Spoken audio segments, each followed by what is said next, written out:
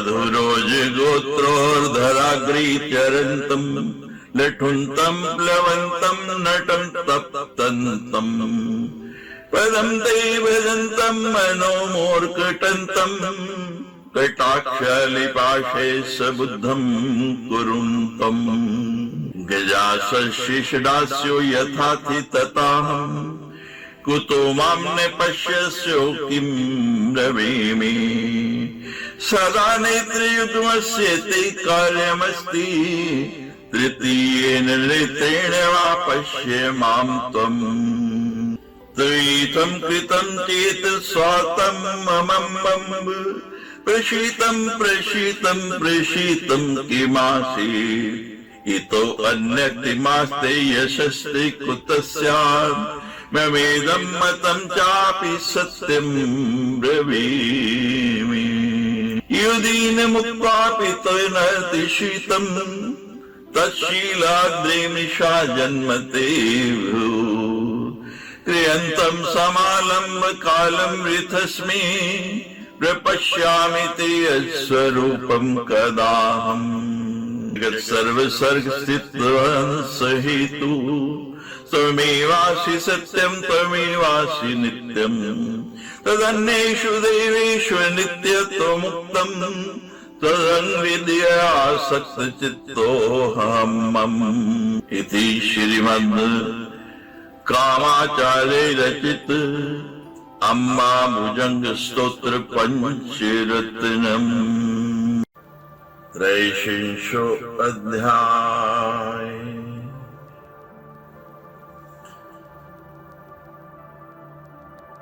मन्माया शक्ति संकल्पितम् जगति सर्वं चराचरम् सापि मते पृथंग माया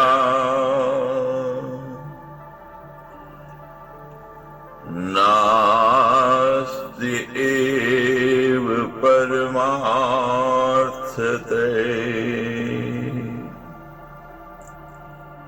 देवी ब्रह्म स्वरूपिणी है, ब्रह्म की अतिरिक्त कोई सत्ता है ही नहीं।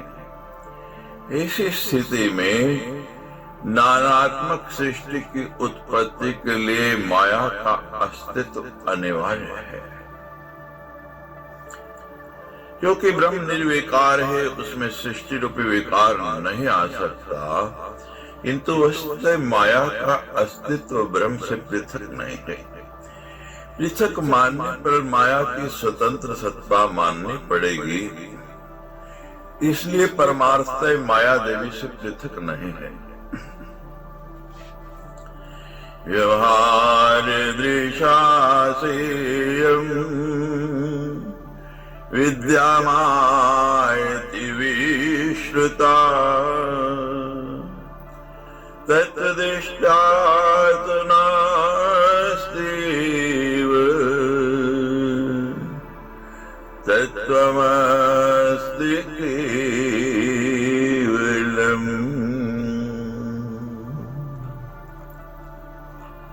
सा वह विद्या, यह विद्या मेरी व्यवहार की दृष्टि से माया नाम से प्रसिद्ध है। तात्विक दृष्टि से मुझ में और माया में कोई भेद नहीं है, दोनों एक ही तत्व है। माया के भी दो भेद हैं, विद्या माया और अविद्या माया। विद्या माया ज्ञान पर आवरण नहीं डालती, वही बताती है कि देवी और माया दोनों एक तत्व है। अविद्या माया ज्ञान पर आवरण डालकर सत्ता रूप में देवी का विलोप कर संसार को प्रत्यक्ष करती है। चाहम सर्वं जगत् सृष्ट्वा तदन्ते प्रविश्याम्यहम् माया कर्मादि सहिता गिरिप्राणपुरे सरा। हे पर्वतराज, हिमालय में संपूर्ण जगत की रचना करके माया और कर्म आदि के साथ प्राणों को आगे करके उस जगत के भीतर प्रवेश करते हैं। देवी जगत की निमित्त और प्रधान कारण दोनों है। वे माया शक्ति से जगत की सृष्टि करते हैं। सृष्टि की निरंतरता के लिए माया, कर्म और प्राणों को लेकर देवी स्वयं जगत के भीतर प्रवेश करते हैं। इससे निष्कर्ष निकलता है कि संपूर्ण जगत देवी का स्वरूप है। देवी भागवत में ही आया है, सर्वम देवी मय जगत। अज्ञानी जगत को सुख दुख देने वाला और नाशवान रूप में देखता है, ज्ञानी जगत को देवी में और जगत के व्यवहार को देवी की लीला के रूप में देखता है। लोकांतर्गति नोत्कर्तम स्यादिति हेतुना यथा यथा भवन्त्येव माया भेदा तथा तथा। यदि मैं इस जगत के अंदर प्रवेश न करूं तो जड़ लोगों के भीतर नाना प्रकार की गतिविधियां कैसे संचालित हैं। इसलिए मैं माया के साथ प्रविष्ट होकर के लोगों के अंदर माया भेद के अनुसार नाना प्रकार के क्रियाकलाप करते हैं। भावार्थ, जैसे आकाश एक है किंतु उपाधि भेद से घटाकाश, मठाकाश आदि नाना प्रकार के रूप नाम धारण कर लेता है, वैसे ही देवी माया से विशिष्ट होकर लोकों में नाना प्रकार के नाम रूप धारण करते हैं तथा अनेक विधि क्रियाकलाप करते हैं। अज्ञानी मनुष्य इन क्रियाकलापों का कर्ता कभी अपने को नहीं मानता है। उपाधि भेदाद भिन्ना हम घटाकाश देव यथा उच्च नीचादिवस्थानो भाष्यन भास्करे सदा। जिसे आकाश एक ही है किंतु घट आदि उपाधियों के अनेक नाम से जाना जाता है, वैसे ही एक होते हुए भी उपाधि भेद से मैं भिन्न हूँ। जिसे सूर्य उत्तम और निकृष्ट सभी वस्तुओं को प्रकाशित करता है, वैसे ही मैं भी नानात्मक सृष्टि के अंदर व्याप्त हूँ। एक ही सूर्य जल में, पत्ते में तथा शीशे में अलग अलग दिखाई देता है, वैसे ही संपूर्ण सृष्टि में एकमात्र देवी के व्याप्त होते हुए भी नानाविध वस्तुएं परिलक्षित होती है। न दुष्यते तथैवाहं दोषैर्लिप्तै कदापि न मया बुद्ध्यादि कर्तृत्व मध्ये वापरे जन। जैसे उत्कृष्ट और निकृष्ट दोनों स्थानों पर प्रकाश बिखेरता हुआ भी सूर्य दूषित नहीं होता, वैसे ही संसार के सभी पदार्थों में व्याप्त होकर भी मैं उनके दोषों से लिप्त नहीं होती। अज्ञानी जन मुझमें बुद्धि आदि के कर्तृत्व का आरोप लगाते हैं। अज्ञानी जन कहते हैं कि संसार में जो पीड़ा संत्रास है उसका कारण इसकी सृष्टि करने वाली भगवती है। वास्तव में देवी का सृष्टि और तज्जन्य पीड़ा से कुछ भी लेना देना नहीं है। जैसे सूर्य संसार के सभी पदार्थों पर समान रूप से प्रकाश बिखेरता हुआ भी उन पदार्थों से असंपृक्त रहता है, वैसे ही देवी का भी संसार और उसके दुख से कोई व्यवहारिक संबंध नहीं है। संबंध यदि कोई है तो एकमात्र तात्विक संबंध है। तत् की दृष्टि से देवी के अतिरिक्त किसी की भी सत्ता नहीं है। संसार से प्राप्त होने वाले सुख दुख की सत्ता व्यवहारिक है जो अज्ञान मूलक है। वदन्ति चातिमा कर्मेति मूढ़ान् सबुद्ध्या अज्ञान भेद माया भेदे तथा।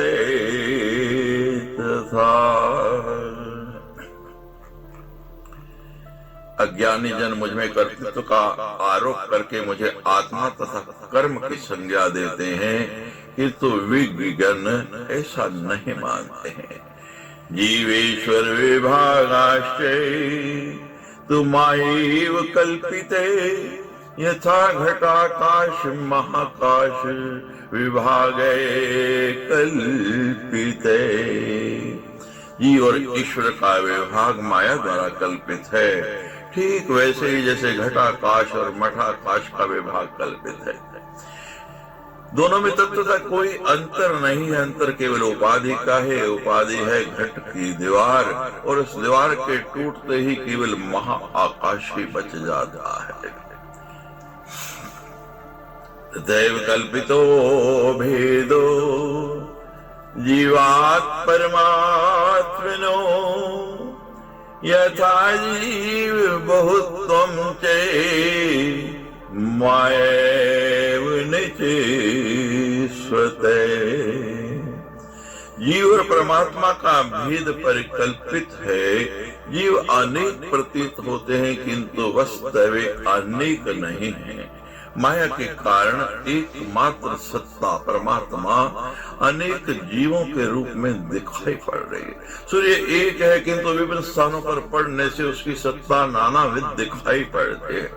सूर्य का अनेक प्रतीत होना अज्ञान है, वैसे ही परमात्मा उसकी सत्ता एक है, किंतु अनेक जीवों के रूप में वो भिन्न भिन्न दिखाई पड़ रहा है। ऐसा केवल माया के कारण है। तथा ईश्वर बहुत्वं च माया न संभावते देन्द्रियादि संघात वासना भेद भेदिता। अनेक प्रकार के ईश्वर की कल्पना भी वास्तविक नहीं है, इसका भी कारण माया है। विभिन्न जीवों के देह तथा इंद्रियों के समूह में भेद की प्रतीति का कारण विद्या है, वास्तविकता नहीं है। परम सत्ता एक है, इसलिए सत्ता क्या प्रतिनिधि ईश्वर भी एक ही है। अविद्या जीव भेद से ही तुर्नार्य प्रकीर्तिता गुणानाम वासना भेद भेदिता धराधर। ही पर्वतराज हिमालय जीवों में परस्पर भेद का कारण अज्ञान है, दूसरा कुछ नहीं। गुणों के कार्य रूप वासना के भेद से जो भिन्नता की प्रतीति कराने वाली है, वही अविद्या माया एक दूसरे से दूसरे पदार्थ है भेद की हेतु है। माया सा परिभेद से हितनार्य कदाचन मयि सर्वमिदं प्रोतं मोतं चे धरणीधर। वस्तु में परस्पर भेद होने का कारण वह अविद्या माया ही है, अन्य कोई नहीं। हे हिमालय, है सारा जगत मुझ में ओतप्रोत है। संपूर्ण जगत देवी की सत्ता में परिव्याप्त रहे। जब एकमात्र देवी की सत्ता है, तब वस्तुओं में परस्पर भेद होने का प्रश्न ही नहीं है। श्रीमद् भागवत में भगवान कृष्ण ने भी यही बात कही है। मयि सर्वमिदं प्रोतं सूत्रे मणिगणा इव ईश्वरोऽहं चे सूत्रात्मा विराडात्मा हमस्मि चे ब्रह्मां विष्णु रुद्रो च गौरीब्राही च वैष्णवी। देवी कहती है, ईश्वर सूतात्मा और विराट आत्मा मैं ही हूँ, ब्रह्मा विष्णु और रुद्र भी मैं ही हूँ।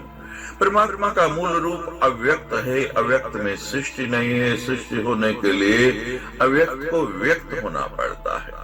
अव्यक्त प्रलय की अवस्था है, व्यक्त सृष्टि की अवस्था है। अव्यक्त परमात्मा के व्यक्त होने की तीन अवस्थाएं हैं, ईश्वर, सूत्रात्मा और विराट आत्मा। सूर्योऽहं तारकाश्चहं तारकेश तथास्म्यहं पशु पक्षी स्वरूपाहं चांडालोऽहं चितस्करे। मैं ही सूर्य हूँ, ताराएं हूँ, मैं ही चंद्रमा भी हूँ, पशु और पक्षी भी मैं ही हूँ। मैं ही चंडाल हूं, मैं ही चोर हूं। पूर्व में देवी ने कहा है कि सृष्टि मुझसे उत्पन्न हुई है और सृष्टि उत्पन्न होने के बाद मैं इससे प्रविष्ट हो गई हूं। तात्पर्य यह है कि संपूर्ण सृष्टि देवी में है। सृष्टि में कोई वस्तु ऐसी नहीं है जिसकी सत्ता देवी से पृथक हो। सूर्य, ताराएं, चंद्रमा, पशु पक्षी, यहाँ तक कि निकृष्ट, चंडाल और चोर सब देवी का रूप है।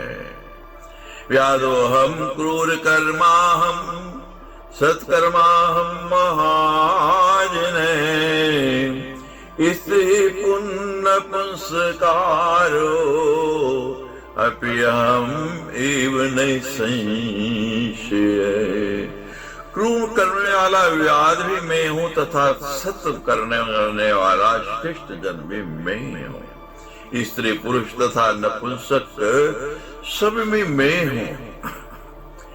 यहाँ देवी अहमेव द्वितीयो नास्ति अपने इस कथन को विवृत करते हैं। क्रूर कर्मा व्याध तथा सत्कर्म करने वाला महाजन, ये दोनों देवी के ही रूप है। नहीं केवल स्त्री तथा पुरुष, ये तो उपेक्षणीय नपुंसक भी देवी का ही रूप है। ऐसा कहकर देवी भेदमय सृष्टि में अभेद का प्रतिपादन करके सर्वतोभावेन अपनी उपासना की ओर इंगित करते हैं। हम में जब तक भेद दृष्टि रहेगी तब तक न तो हम देवी को जान सकेंगे और न ही उसकी सच्ची उपासना कर सकेंगे। यत्किंचित् क्वचिद् वस्तु दृश्यते श्रूयते पीवा अंतर्बहिष्ठ तत्सर्वं व्याप्यहं सर्वदा स्थिता। कहीं भी कोई भी वस्तु जो दिखाई अथवा सुनाई पड़ती है, उन सबके बाहर और भीतर व्याप्त होकर मैं ही स्थित हूँ। देवी प्रत्येक वस्तु के भीतर और बाहर समान रूप से व्याप्त है। ऐसा कोई स्थान नहीं है जहाँ देवी का अस्तित्व न हो। श्रीमद् भगवद गीता में भी भगवान ने अर्जुन से यही बात कही है। मते परतरम नास्ति किंचिदस्ति धनंजय न तदस्ति मया त्यक्तम् वस्तु किंचित् चराचरम् यदस्ति चेतम शून्ये स्वान् वन्द्या पुत्रोपमं हि तत्। चराचर कोई भी वस्तु मुझसे रहित नहीं। यदि मुझसे शून्य कोई वस्तु है तो वह अस्तित्वहीन है, बंध्या पुत्र के समान असंभव है। बंध्या पुत्र की कल्पना तो हो सकती है कि उसकी यत्ता असंभव है। ऐसे ही कोई कह सकता है कि आमक वस्तु देवी से रहित है, शक्ति से रहित है, किंतु उसका यह कथन एकदम असत्य होगा। रज्जुर्यथा सर्पमाला भेदेरी के विभाति है तथैवेशादि रूपेण माम्यहं नात्र संशय। जिस प्रकार एक रस्सी भ्रम से सर्प अथवा माला के रूप में दिखाई पड़ती है, वैसे ही अधिष्ठान रूप में मुझे नहीं जानने के कारण लोगों को मैं ब्रह्मा विष्णु महेश आदि रूपों में प्रतीत होती हूँ, इसमें संशय नहीं है। अधिष्ठानातिरेकेण कल्पितं तन्न भासते तस्मान्मत्सत्येतद् सत्तावान्यथा भवेत्। अधिष्ठान की सत्ता के अतिरिक्त कल्पित वस्तु की सत्ता नहीं होती है। अतः मेरी सत्ता से ही जगत सत्तावान है, इसके अतिरिक्त दूसरी कोई बात नहीं है। रस्सी और सर्प का उदाहरण लेकर समझें। रस्सी अधिष्ठान है, सर्प कल्पित है। यदि भी सामने रस्सी पड़ी है, सर्प नहीं। प्रश्न है सर्प कहाँ से आया है?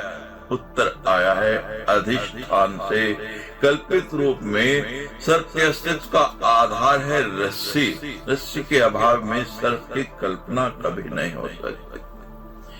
हिमालय उवाच यथावदसि देवेशी स्मुष्ट्यात्मवपोतिदम् ततः द्रष्टुमिच्छामि यदि देवी कृपा मयि। हे देवी श्री, हे देवी, यदि मुझ पर आपकी कृपा हो तो जैसा आपने अपने समष्ट्यात्मक रूप का वर्णन किया है उस रूप को मैं वैसे ही देखना चाहता हूँ। किसी वस्तु का वर्णन एक बात है, उससे साक्षात करना बिल्कुल दूसरी बात है। वर्णन से वस्तु का अनुमान तो होता है, किंतु ठीक ठीक परिचय तो वस्तु को साक्षात देखने से होता है। हिमालय देवी के स्वरूप वर्णन से संतुष्ट नहीं है, वे देवी के स्वरूप को प्रत्यक्ष देखना चाहते हैं। वर्णन सुनकर वस्तु को नहीं जाना जा सकता, उसे देखकर ही जाना जा सकता है। बिना जाने प्रतीति नहीं होती और प्रतीति के बिना प्रीति नहीं होती। हिमालय की देवी के प्रति निष्ठा और अविचल भक्ति उन्हें देवी के अत्यंत निकट ला रही है। अब देवी हिमालय को अपना विरूप रूप दिखाएगी, जैसा श्री कृष्ण ने अर्जुन को दिखाया। व्यासुवाच इति तस्य वचः श्रुत्वा सर्वे देवाः विष्णवे निरन्दुर्मुदितात्माने पूज्यन्तश्च तद्वचः। हिमालय की यह बात सुनकर विष्णु सहित सभी देवता प्रसन्न हो गए। उनकी बात की प्रशंसा करते हुए सभी आनंद मगन हो गए। अभी तक सैदा देवता व्यष्टि के रूप, देवी के व्यष्टि रूप से परिचित थी। देवताओं को अब पता चला है कि देवी का वास्तविक रूप समष्ट्यात्मक है, अतः उनके मन में देवी के विराट रूप को देखने की लालसा है। अथ देवमतं ज्ञात्वा भक्त काम दुधा शिवा अदर्शय निजं रूपम् भक्त काम प्रपूरिणी। तदनंतर देवताओं की इच्छा को जानकर भक्तों की कामना पूर्ण करने वाली तथा भक्तों के लिए कामधेनु तुल्य भगवती शिवा ने अपना रूप दिखाया। देवी सबके अंतस्थल में रहती है। देवी ने जान लिया कि मेरे भक्त देवता भी मेरे विराट रूप का दर्शन करना चाहते हैं। देवी भक्तों की कामना पूर्ण करने वाली है। देवी के विराट रूप दर्शन से न केवल हिमालय प्रसन्न होंगे अपितु सभी देवता प्रसन्न होंगे। इसलिए देवी प्रसन्न होकर अपने विराट रूप का दर्शन कराते हैं। देवी की कृपा ही ऐसी होती है कि याचक और अयाचक दोनों समान रूप से तृप्त हों। अपश्यन्से महादेव्या विराट रूपम परात्परम द्योर्मस्तं भवेदस्य चंद्र सूर्यो च चाक्षुषी। देवतागण महादेवी के परात्पर विराट रूप को देखने लगे। उस विराट रूप का मस्तक आकाश है, चंद्रमा और सूर्य उसके नेत्र हैं। देवी का विराट रूप अर्थात विशेष रूप विराजमान है। विराट का अर्थ है देवी के से रूप में शोभा किसी की नहीं है, न पहले हुई है न आगे हो सकती है। देवी का रूप परात्पर है। तात्पर्य यह है कि उससे बढ़कर रूप की कल्पना ही नहीं हो सकती। जिसका मस्तक आकाश हो, चंद्रमा और सूर्य जिसके नेत्र हो, उससे बढ़कर विराट रूप और क्या हो सकता है। यह रूप भी देवताओं की दृष्टि की कल्पना है। देवी के परात्पर रूप के समक्ष यह कल्पना भी तुच्छ मालूम पड़ती है। वस्तुतः देवी का रूप तो कल्पनातीत है। दिशे क्षोत्री वजूदा प्राणवायु प्रकीर्तिता विश्वम हृदयमति बाहु पृथ्वी जगदम समृतम। दिशाएं महादेवी के कान है और चारों वेद उनकी वाणी है। वायु को महादेवी का प्राण कहा गया है और विश्व को उनका हृदय तथा पृथ्वी को जंघा कहा गया है। दिशाएं यानी आकाश, आकाश का गुण है शब्द अर्थात ध्वनि। ब्रह्मांड में पैदा होने वाली हर प्रकार की ध्वनि आकाश में परिव्याप्त है। देवी उन समस्त ध्वनियों को सुनती है, साथ ही वे समस्त ध्वनियों का स्वरूप भी है।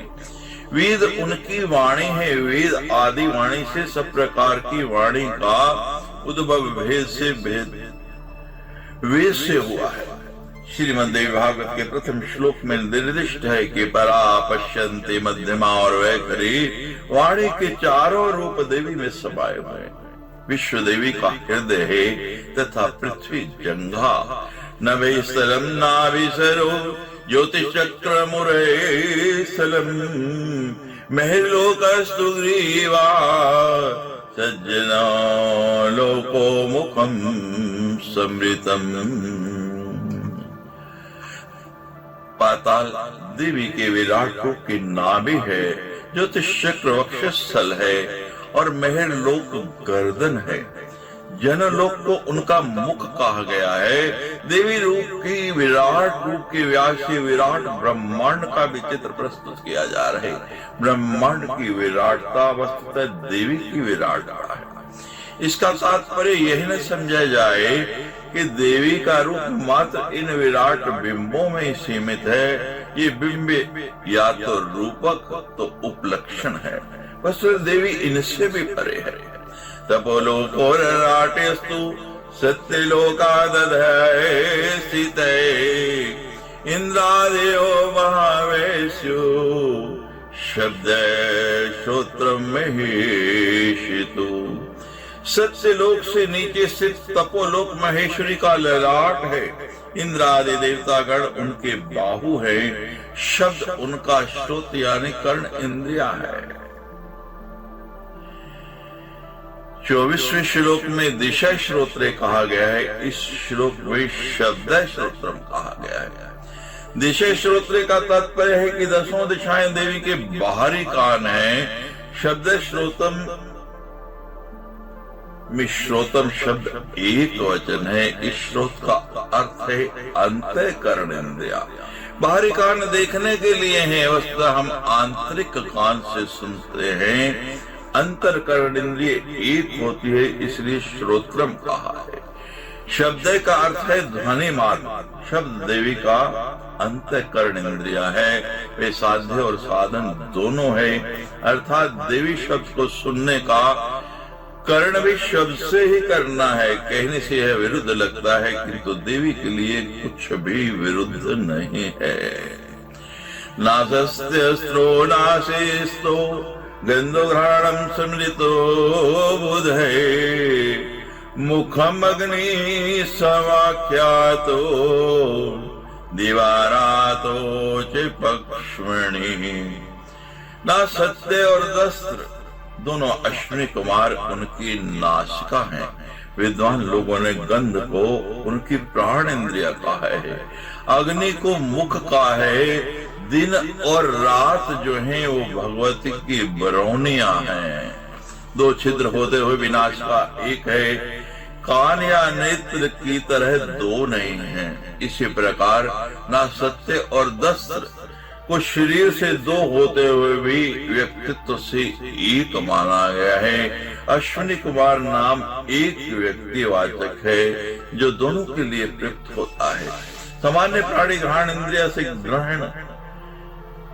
गंध को ग्रहण करता है। भगवती के लिए गंध ही घ्राण इंद्रिय है। सामान्य प्राणी मुख से भोज्य पदार्थ ग्रहण करता है। भगवती का मुख अग्नि है। वे अग्नि से संपूर्ण सृष्टि को अपने में समाहित कर लेते हैं।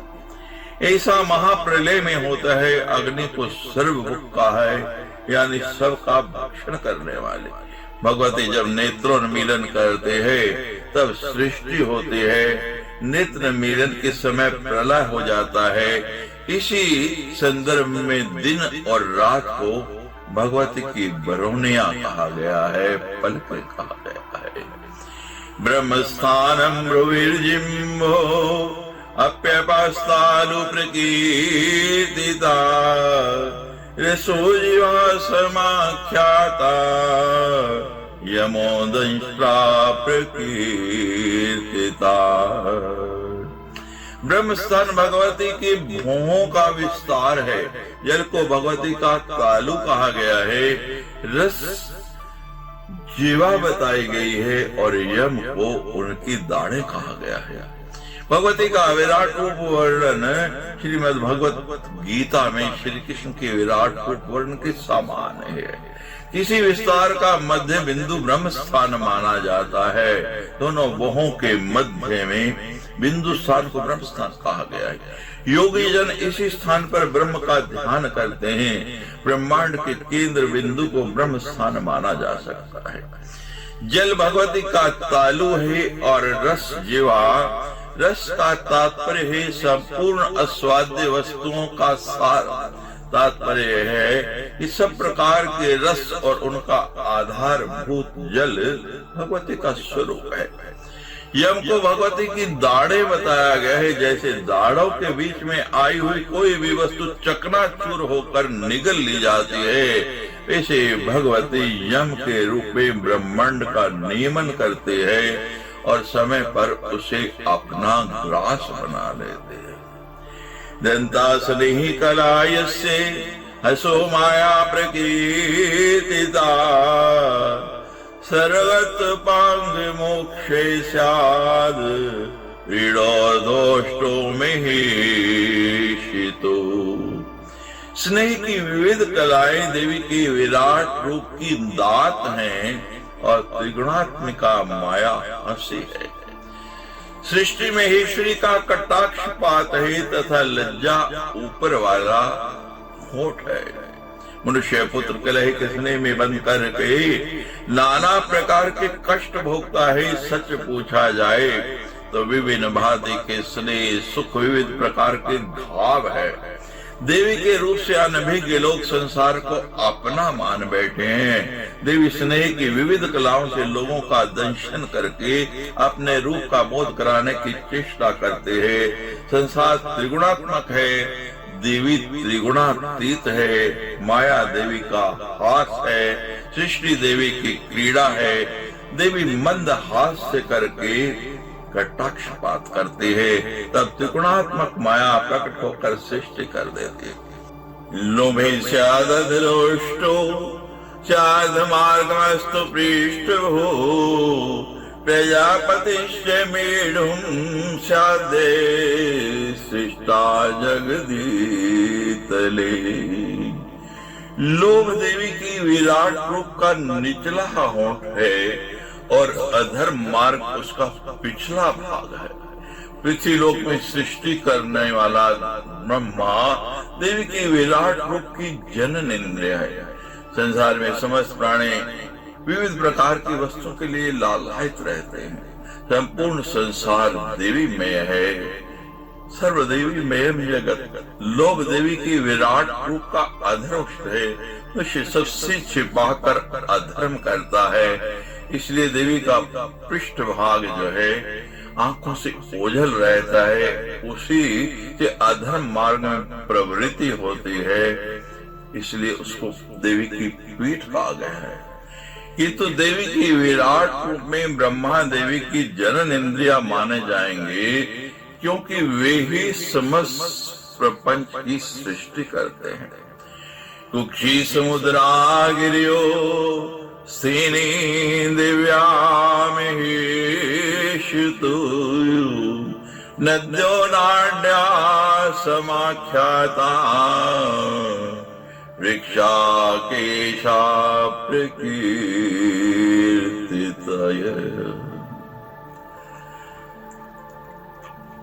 समुद्र देवी महेश्वरी के उदर और पर्वत उनकी अस्थियां हैं। नदियां देवी की विराट रूप की नाड़ियां हैं तथा वृक्ष उनके केश कहे गए हैं। ये सब देवी की विराट रूप का प्रकृतात्मक वर्णन है। जल में समुद्र को देवी का उदर और कठोर पर्वत वाले पत्थरों वाले पर्वत को देवी की अस्थियां बताया गया। नदियों को नाड़ियां बताना भी युक्ति युक्त है, जिसे नाड़ियां अंग प्रत्यंग के भीतर लिपटी रहते हैं, इसे ही नदियां भी समस्त भूमंडल को आवेष्टित किए हुए। वृक्षों को देवी का केश बताना भी उपमोचित है। कौमार्यो यौवनजरावयो अस्य गतिरुत्तमा बिलाहकास्तु केशास्यो संदेति वाससी विभो। कौमारी, यौवन और बुढ़ापा, ये अवस्थाएं देवी की विराट रूप की उत्तम गति है। बादल उनके सिर के केश हैं, दोनों संध्याएं प्रातः और सायं उन ऐश्वर्यमयी देवी के दो वस्त्र हैं। काल का बोध प्रकृति और शरीर में होने वाले परिवर्तनों से होता है। प्रकृति में काल का विभाग है, प्रातः, दोपहर, संध्या और रात्रि। शरीर में काल परिवर्तन में कुमारावस्था, युवावस्था और वृद्धावस्था आती है। मृत्यु भी एक अवस्था है जो शरीर के नष्ट होने पर आती है। काल की ये गतियां देवी की उत्तम गति यानी परिवर्तन है। मनुष्य के लिए काल परिवर्तन हर्ष और शोक का विषय है, देवी के लिए नहीं। उनके लिए सब काल प्रशस्त है, वृक्ष की तरह बादल भी ऊपर स्थित है। अतः रंग और रूप की समता के आधार पर वे देवी के केश हैं। प्रातः और सायं ये गैरिक वसनान देवी के दो वस्त्र हैं। राजन श्री जगदम्बाया चंद्रमास्तु मने स्मृते विज्ञान शक्ति स्तु हरि रुद्रो अन्ते कर्णि समृतम् स्वादिजाते सर्वा शोणदेशास्थितो उभो अतलादि महालोका कट्यदो भागितम् गता। ही राजा, चंद्रमा श्री जगदम्बा का मन कहा गया है। विष्णु जगदम्बा का विज्ञान शक्ति है और रुद्र उनका अंतःकरण है। अश आदि सभी जातियां ऐश्वर्यशालिनी भगवती के कटि प्रदेश में स्थित है। अतः अतल से लेकर के पाताल तक के सभी लोग उनके कटि प्रदेश के कमर के नीचे के भाग हैं। एतदृशं महारूपं ददृशु सुरपुंगवा ज्वालामाल सहस्राढ्यं लीलिहानं तेजिव्या। शिष्ट देवताओं ने हजारों प्रकार की ज्वालाओं से युक्त जीव से बार बार होंठ चाटते हुए देवी के इस विराट रूप को देखा। दष्टां कटकटारावं भवन्तं वैनमक्षिभिः नानायुधधरं वीरं ब्रह्मक्षत्रोदनं च यत्। देवताओं ने देखा देवी दांत कटकटा करके चीखने की ध्वनि कर रही है। वे अपनी आंखों से आग उगल रही है। यह वीर वेश में है और नाना प्रकार के आयुध धारण किए हुए। ब्राह्मण और क्षत्रिय उसके ओदन यानी भक्षीय थे। सहस्र शीर्षं नयनं सहस्र चरणं तथा कोटि सूर्य प्रतीकाशं विद्युत कोटि संप्रभम। देवी का रूप हजार सिर और हजार नेत्रों वाला था। उनके 1000 चरण से भी करोड़ों सूर्य के समान तेज से युक्त थे। प्रियंकरे महाघोरम हृदय चौणास्त्रास्कारकम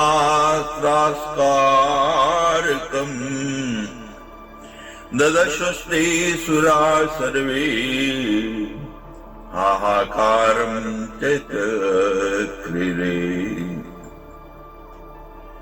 उन सभी देवताओं ने देवी के भयंकर महाभीषण तथा हृदय और आंखों को भय उत्पन्न करने वाले रूप को देखा। देवता उस रूप को देख करके हाहाकार करने लगे। विकंप्यमान हृदय मूर्छा मापुदुरत्यां स्मरणं चे गतं तेषां जगदम्बे मिते अपि। देवताओं का हृदय कांपने लगा, उन्हें घोर मूर्छा आ गई। वे देवी जगदम्बा है, यह स्मृति भी समाप्त हो गई, इस बात को भी भूल गई। अथ ते सीता वेदा चतुर्दिक्षु महाविभो मोहदयां सुरते उग्रम मूर्छा तो मूर्छिता सुरा। तब जो वेद महाविभो भगवती की चारों दिशाओं में स्थित थे, उन्होंने मूर्छित देवताओं को घोर मूर्छा से जगाया।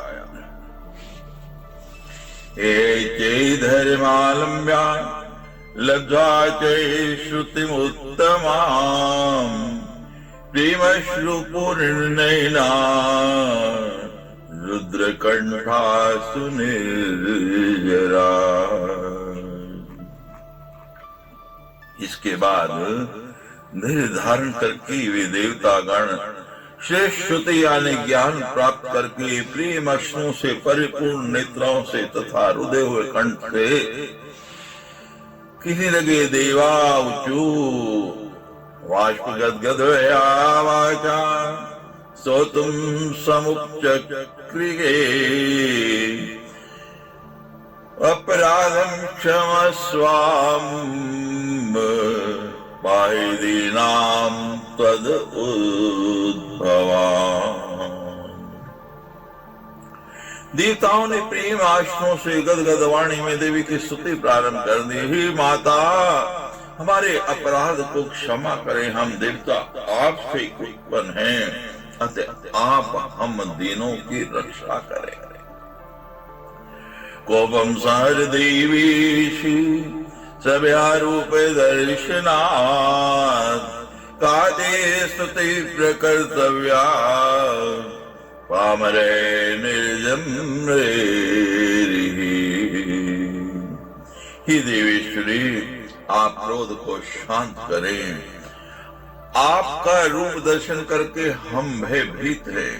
हम नीच देवता या भला आपकी क्या स्तुति कर सकते हैं। चपस्य गियायवासो यावनायश्च विक्रमे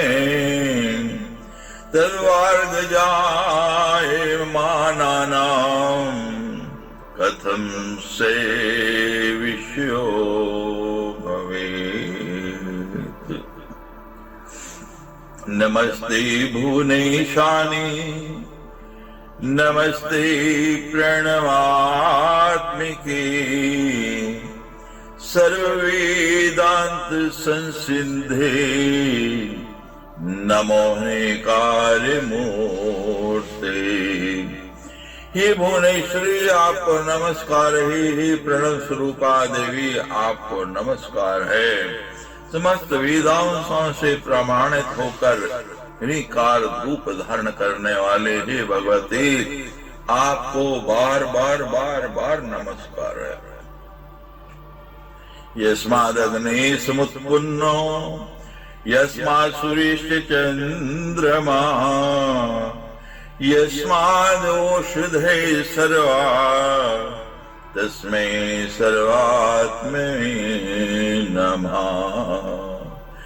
जिनसे अग्नि उत्पन्न हुआ है, जिनसे सूर्य और चंद्र आविर्भूत हुए हैं, और जिनसे समस्त औषधियां उत्पन्न हुई हैं, उन सर्वात्मा को हमारा नमस्कार है।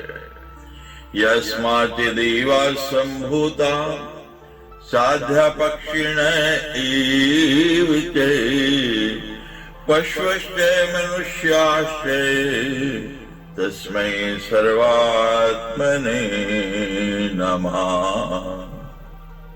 जिस देवी से साध्य गण, पशु, पक्षी और मनुष्य उत्पन्न हुए हैं, उस सर्वात्मा को हमारा नमस्कार है। प्राणापानो मृयो तपै श्रद्धारितं तथा ब्रह्मचर्यं विदिश्यैव यस्माद् तस्मै नमो नमः। जिस देवी से प्राण और अपान, ध्यान और जो तप, श्रद्धा और सत्य उत्पन्न होते हैं, यानी सभी की उत्पत्ति जो है उन भगवती के द्वारा हुई है। ऐसी उन परामाल शक्ति भगवती जगदम्बा, उन शक्ति को हम बार बार बार बार नमस्कार करते हैं। सप्त प्राणैर्चिशो यस्मात् समदे सप्त ईविते होमे सप्त तथा लोका तस्मै सर्वात्मने नमः। जिन देवी से 7 प्राण, 7 अग्नियां, 7 समिधाएं, 7 होम, 7 लोक उत्पन्न हुए हैं, उन सर्वात्मा को हमारा नमस्कार है। यानी सर्वत्र जो कुछ भी भास रहा है, इस समय हमें वो देवी का ही स्वरूप भास रहा है, इसलिए हम उनको बार बार बार बार प्रणाम करते हैं। यस्मात् समुद्रागिर्यै सिन्धवे प्रचरन्ति च यस्मादौषधे सर्वा तस्मै। यस्मात् समुद्रागिर्यै सिन्धवे प्रचरन्ति च यस्मादौषधे सर्वा रसा तस्मै नमो नमः। जिन देवी से सभी समुद्र निकले हैं, सभी पर्वत जिनका स्वरूप है, और जिनकी शरीर से ही सभी नदियां निकली हैं, और जिनकी कृपा से ही उनमें जल आता है और वो निरंतर प्रवाहित होते रहते हैं। जिनसे सभी की सभी औषधियां, सभी से सभी प्रकार के रस निकले हैं, षड रस, उन्हें देवी का ही स्वरूप है। उन सर्वात्मा देवी को हमारा बार बार नमस्कार है। यस्मादग्रे समुद्भूतो दीक्षायुपश्च दक्षिणा ऋचो यजुषि सामानि तस्मै सर्वात्मने नमः। जिस देवी से यज्ञ, दीक्षायुप, दक्षिणाएं, ऋग्वेद, यजुर्वेद और सामवेद उत्पन्न हुए हैं, उन सर्वात्मा देवी को बार बार नमस्कार है। न मे पुरस्तात् पृष्ठे नमस्ते पार्श्वयो ऊर्ध्वयो अतए ऊर्ध्वं चतुर्दिक्षु मातर्भूयो नमो नमः। हे माता, आपको आगे पीछे और दोनों पार्श्व भाग, ऊपर नीचे तथा चारों दिशाओं से बार बार बार बार नमस्कार है। उपसंहृदेवेशी रूपमेतदलौकिकम् तदैव दर्शयास्माकम् रूपम सुंदर सुंदरम। हे देवी श्री, आपका ये अद्भुत अलौकिक रूप जो अब से पूर्व हमने कभी नहीं देखा, जिसकी हम कल्पना भी नहीं कर सकते थे। संसार में लौकिक वस्तुएं तो बहुत हैं, लेकिन अलौकिक एक ही है।